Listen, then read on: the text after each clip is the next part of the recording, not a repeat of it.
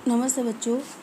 आज हम जो तुलसीदास जी का जो अध्याय पढ़ते उसका अगला भाग पढ़ेंगे। पद है, बिहसी लखनऊ बोले मृदुवानी, अहो मुनिसु महा बटमानी। पुनि पुनि मोई दिखाऊं कुठारू, चहत उड़ावन पंख पहारू। इहा कुम्भ बड़बतिया को नाही, जे तर्जनी देखी डरी जाए। देखी कुठारू सरासन बाना, मैं कछु कहा सहित अभिमाना। भृगसुत समुझी जनेऊ बिलोकी, जो कछु कहु सहु विसरोकी। सुर महिसुर हरिजन अरुगाई, हमरे कुल इन्ह पर न सुराई। बंधे पापु अपकीर्ति हारे, मारत हूँ पा परियो तुम्हारे। कोटि पुलिस सम बचनु तुम्हारा, व्यर्थ रहूं धनु बान कुठारा। जो बिलुकी अनुचित कहेऊ, चमहु महामुनि धीर। सुनी सरोस भृगुवंश मणि, बोले गिरा गंभीर। तो ये तो हुआ पद। अब इसके शब्दार्थ है उसको देखते। बीसी का मतलब था हंस करके। बीसी का अर्थ होता है हंस करके। मृदु का अर्थ है कोमल। मुनि स महान मुनि, महाभट महान योद्धा, मानी यानी प्रसिद्ध, कुठारू फरसा, चहत चाहते हो, पहाड़ू का अर्थ होता है पहाड़ के समान। कुम्भड़बतिया एक पौधा जो उंगली समेत ले जाने से पत्तियां सिकुड़ लेता है। कौ का अर्थ होता कोई, जे जो, तर्जनी अंगूठे के पास वाली अंगुनी, सरासन का अर्थ होता धनुष, बाना का अर्थ होता बाण। तो ये हुए शब्दार्थ। अब हम इसके पदों की व्याख्या करते हैं। बिहसी लखनऊ है ना, बिहसी का मतलब हंस करके है ना। पहले तो है इसका प्रसंग है कि प्रस्तुत काव्यांश कविवर तुलसीदास जी की प्रसिद्ध रचना रामचरितमानस के बालखंड से उद्धृत है, यानी कि बालखंड से लिया गया है। इस अंश में शिव का धनुष तोड़े जाने से रुष्ट परशुराम का लक्ष्मण से विवाद बताया गया है। लक्ष्मण हंसकर परशुराम पर व्यंग कस रहे हैं और परशुराम भड़क कर लक्ष्मण को गंभीर परिणाम की धमकियां दे रहे हैं, यानी कि इसमें लक्ष्मण और परशुराम के संवाद को बताया गया है। लक्ष्मण ने हंसते हुए, बिहसी लखनऊ यानी कि लक्ष्मण ने हंसते हुए कोमल वाणी, मृदुवाणी का अर्थ कोमल वाणी में कहा, अहो मुनिसु यानी कि अरे महामुनि, अहा महामुनि, महाभटमानी, आपको तो निश्चय ही महान योद्धा मानना पड़ेगा। महाभटमानी का मतलब है महान योद्धा मानना पड़ेगा, अथवा आप तो निश्चय ही एक महान योद्धा है।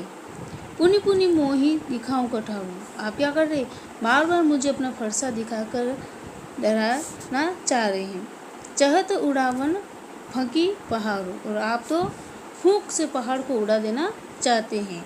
लेकिन ध्यान रखिए, यानी कि ये ध्यान रखिए कि हम भी कोई यह कुमड़ाई कौनाई, यानी कि लक्ष्मण क्या कहते हैं कि हम भी कोई क्या है, ये हम भी कोई छुई के पौधे नहीं हैं जो क्या हो जाएंगे कि आपकी तर्जनी अंगुली दिखाने से सिकुड़ जाएंगे। यहाँ आपके इस गर्जन तर्जन से डरने वाले नहीं हैं। देह की कुठारू सरासन पाना, यानी कि आपको शत्रुओं की भांति फरसा, धनुष, बाण आदि अस्त्र शस्त्र धारण किए देख करके मैं कछु कहा सहित अभिमाना, मैंने अभिमान पूर्वक कुछ बातें कह दी है, यानी कि मैंने आपको क्षत्रिय समझ करके कुछ बातें कह दी है।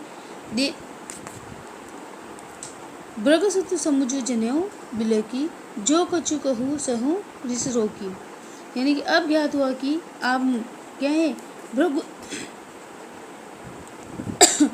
यानी कि अब ज्ञात हुआ कि आप महर्षि भृगु के वंशज है।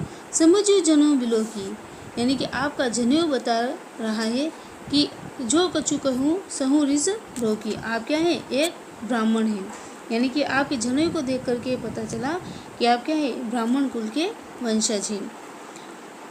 इसी कारण आपकी सारी सुरसरी है ना, सुर महिसुर हरिजन अरुगाई, हमरे कुल इन्ह पर न सुराई। बधे पापु अपकीर्ति हरे, मारत हूँ पाप हरे तुम्हारे, कोटि कुली सम वचन तुम्हारा। इसी कारण आपकी सारी उचित या अनुचित बातों को हम क्या कर रहे हैं, सुन रहे हैं, क्योंकि इन्हें मानने पर क्रोधपूर्वक को सुन रहे हैं हमारा वंश। पर अब ज्ञात हुआ कि आप क्या है, भृगुवंश के हैं, और आपकी जनेऊ बता रही है कि आप क्या है, एक ब्राह्मण हैं। सुर महिषुर हरिजन अरुगाई, हमारे कुल इन पर न सुराई। हमारे वंश में महिषुर, सूर का अर्थ था देवता, और ब्राह्मण भक्तजन और गाय पर हम क्या करते हैं, वीरता दिखाने की परंपरा हमारी नहीं है। बंधे पाप अपकीर्ति हारे, मारते हूँ पाप हरियूं तुम्हारे। क्योंकि इन्हें मारने का पाप क्या होता है, हमें पाप लगता है, इसीलिए हम इनके ऊपर शस्त्र नहीं उठाते हैं। कोटि कुलिस सम वचन तुम्हारा, व्यर्थ धरहु धनुबान कुठारा। आप ब्राह्मण होने के नाते पूज्य और अवध्य हैं, अतः आप हमें मारेंगे तो भी हम आपके चरणों में ही रहेंगे। आपकी तो वाणी ही करोड़ों व्रजों, कोटि कुलिस सम वचनु, यानी कि आपकी वाणी तो क्या है, करोड़ों व्रजों के समान कठोर है।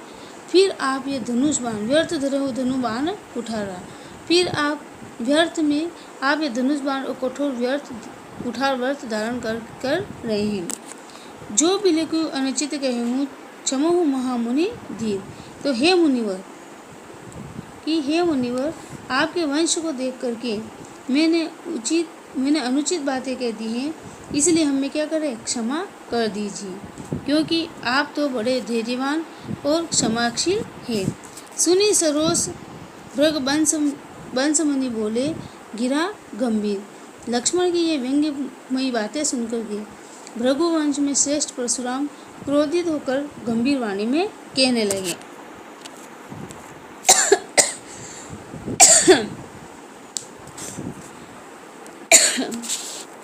अब इसका विशेष है कि काव्य की भाषा जो है वो कैसी अवधि भाषा है। शैली व्यंग्य और उपहासपूर्ण है। वीर तथा रौद्र रस की सफल व्यंजना इसमें हुई है। मुनिस महा कछु कहा, कोटि कुलिस में अनुप्रास अलंकार का प्रयोग किया गया है। अब अगला पद है, कौशिक सुनहु मंद युहु बाल, कुटिल काल बस निज कुल गाल। भानु बंस राकेश कलंकु, निपट निरंकुश अबुध अशंकु।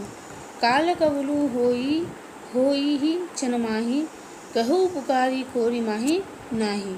तुम्ह हट कहूँ जो चहु बारा, कही प्रताप बलु रोष हमारा। लखन कहु मुनि सुज तुम्हारा, तुम ही अछत को बरे न पारा। अपने मुँह तुम्ह अपनी करनी, बार अनेक भांति बहु बरनी। लखन कहूँ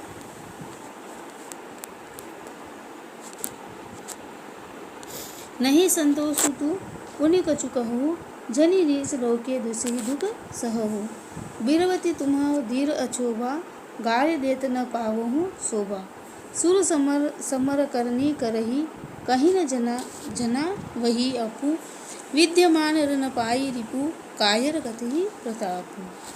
तो अब इसके शब्दार्थ है, कौशिक का अर्थ है यहाँ पे विश्वामित्र, मंद का अर्थ था मूर्ख या बुद्धिहीन।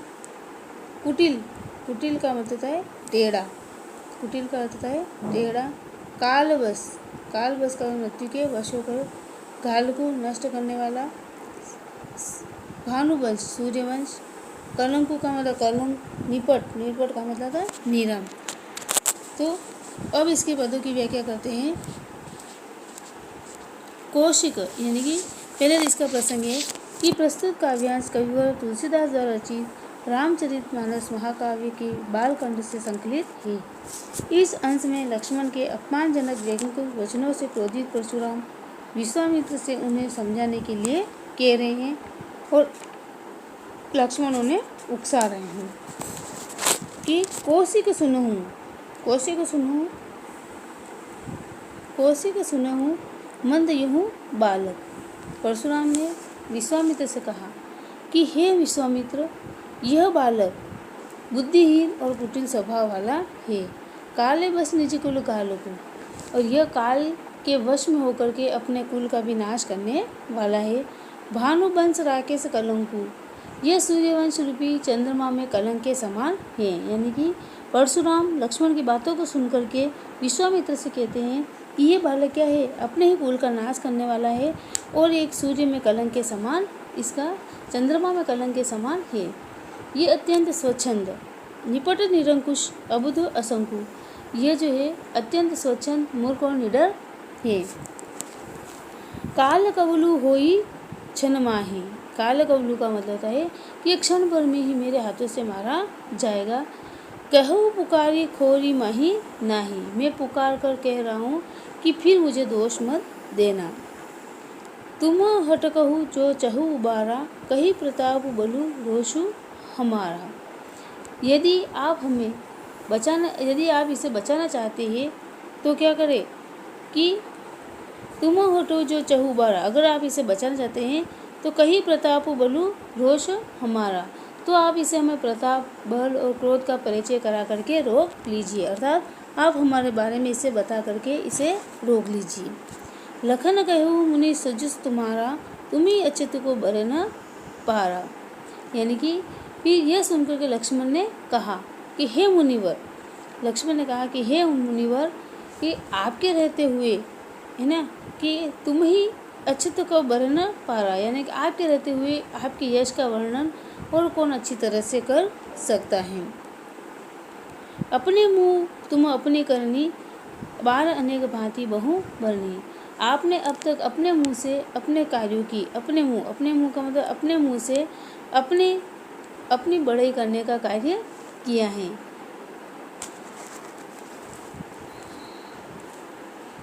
नहीं संतोष तो पुनि कछु कहूँ, जनि रीस की दुसहु दुख सहूँ। फिर भी यदि आपको संतोष नहीं होता हुआ हो तो और कुछ कहिए। जनि रीस रोकी दशहु दुख सहूँ, आप अपने क्रोध को मन में दबा करके असहनीय दुख मत सहिए, यानी कि आपके मन में जो भी हो वो आप अपने बाहर प्रकट कीजिए। वीरवत तुम चीर अचोबा, घारी देत न पावहूँ शोभा। आप तो वीरता का व्रत धारण करने वाले और धैर्यवान हैं और क्षुब्ध न होने वाले हैं। आप इस प्रकार, है ना, आप इस प्रकार गाली देते हुए शोभा नहीं देते हैं। सूर समर करनी कही, कही न जना वही आपू, विद्यमान रन पाई रिपु, कायर कथहि प्रतापू। यानी कि सूरवीर जो होता है वो समर करनी करही, यानी कि सूरवीर युद्ध में खुद वीरता का प्रदर्शन किया करते हैं। कहीं न जना वही आबू, यानी कि वो अपनी वीरता का प्रदर्शन स्वयं करते हैं, वे अपने मुंह से अपनी प्रशंसा नहीं करते हैं। विद्यमान रन पाई रिपु, कायर कथि प्रतापू, यानी कायर लोग युद्ध में शत्रु को सामने देख करके, पाई रिपु यानी कि शत्रु को सामने देख करके अपनी वीरता का बखान करने लगते हैं। यानी कि लक्ष्मण जो है परशुराम को कहते हैं कि आप अपनी वीरता का बखान कर रहे हैं, तो इसका अर्थ है तो आप क्या है कि आप अपने आप में, यानी कि एक योद्धा के सामने खड़े होकर के आप अपनी वीरता का ढोंग करने का कार्य कर रहे हैं। तो ये हुई इस पद की व्याख्या। अब इसके शब्द आते हैं, अब इसका विशेष है कि प्रस्तुत पद में व्यंग्य शैली और उपहास पूर्ण शब्दों का प्रयोग किया गया है। वीर और रोध रस की रोचक व्यंजना यहाँ पर हुई है। भानुवंश राकेश कलंक में रूपक और उपमा अलंकार का प्रयोग किया गया है। अब है आगे का पद। तुम्हों तो कालू हाक जन लामा, बार बार मोही लागी बोलावा। जन सुनत लखन के बचन कठोरा, परसु सुधारी धरने हो करु गोरा। अब जनी देही दोष मोहि लागू, कटुबादी बालकु बद जोगू। बाल बिलो की बहुत में बाचा, अब यूँ मर नहीं हार मार साचा। कौशिक कहाँ क्षम्यो अपराधु, बाल दोष गुण गण ही न साधु। खर कुठार में अकरुण कोही, आगे अपराधी गुरुद्रोही। उत्तर देत छाड़ेऊ बिनु मारे, केवल कौशिक सिल तुम्हारे। न त एही काठी कुठार कठोरे, घुरही उरनी होते हूँ श्रम थोरे। गादि सुनी कह हृदय हसी, मुनि ही हरियु हरि अरही सुज अयमय खाड़ न उखमयो अजहु न बूझ अबूझ। अजहु न बूझ अबूझ।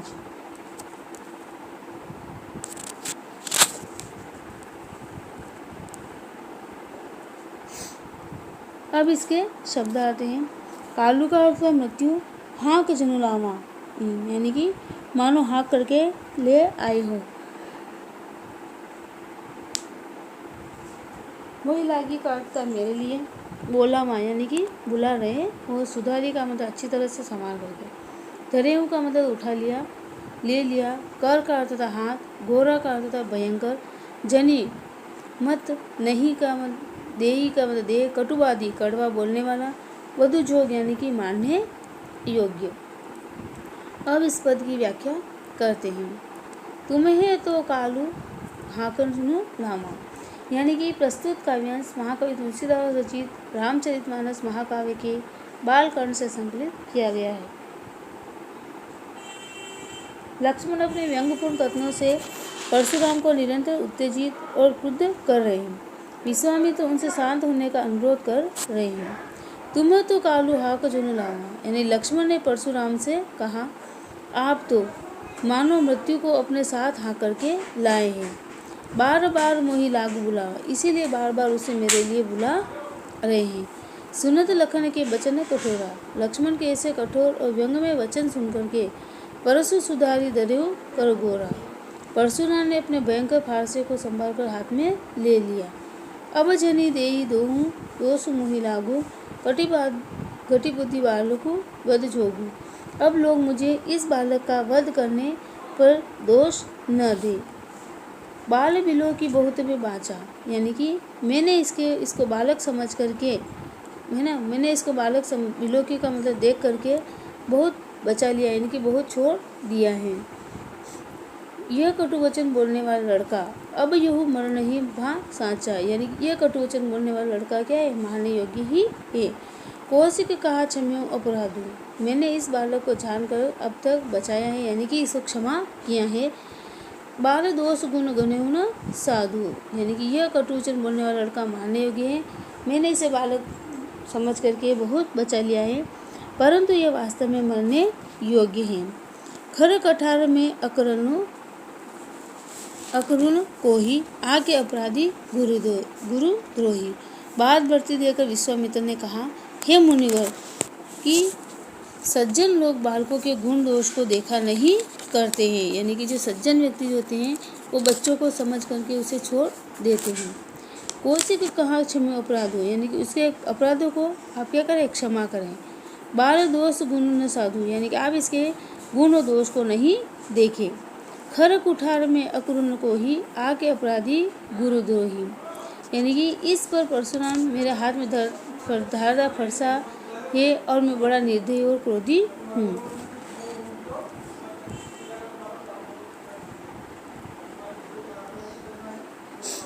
उतर देत छोड़ो बिनु मारे, केवल कौशिक सिल तुम्हारे। मेरे सामने घोर अपराधी और मेरे गुरु का अपमान करने वाला खड़ा है। यह बार बार क्या कर रहा है, बार बार मुझे उत्तर पर उत्तर देता जा रहा है। इतना होते हुए भी मैं आज बिना मारे छोड़ रहा हूँ, तो केवल आपके शील स्वभाव के कारण, नहीं तो ये अब तक मैं इसे कठोर फरसे से काटकर थोड़े ही परिश्रम में इसे अपने गुरु के ऋण से मुक्त कर देता। गादि सिंधु का हृदय हंसी, मुनियु हरियु सूझ, असमय खांड न घुमयू अजो न बूझ अबूझे। यह सुनकर विश्वामित्र क्या करने लगे, मन ही मन हंसने लगे, यानी कि गोदी सिंधु का हृदय हंसी, यानी कि विश्वामित्र हंसने लगे, सोचने लगे कि मुनियु हरियु सूझ, यानी कि मुनि परशुराम को अब भी हरा ही हरा सूझ रहा है। अयमय खांड न उखमयू, यानी कि यह इन राम लक्ष्मण को भी उन साधारण शत्रुओं जैसा समझ रहे हैं जिनको इन्होंने सहज ही मार गिराया था। इनको अजहु न बूझ अबूझ, यानी इनको यह पता नहीं है कि राजकुमार गन्ने के रस से बनी खांड न होकर के लोहे की खांड है, इन्हें पार पाना असंभव है। अज्ञानवश मुनि सच्चाई को नहीं समझ पा रहे हैं। यानी कि विश्वामित्र परशुराम के इस स्वभाव को देख करके आश्चर्य करते हैं कि परशुराम जो है इन महान पुरुषों को भी अभी तक समझ नहीं पाए हैं। तो यह तो हुई पद की व्याख्या। अब इसका विशेष है कि परशुराम के क्रोधवंश का बड़ा सजीव एवं स्वाभाविक वर्णन हुआ है। रौद्र रस के अनुभव का प्रकाशन हुआ है। बाल बिलो की बहुत गुण गणही न तथा केवल कौशिक में अनुप्रास अलंकार का प्रयोग किया गया है। तो ये पद, इन पदों के जो शब्दार्थ हैं उन्हें तुम्हें अपनी कॉपी में करना है। धन्यवाद।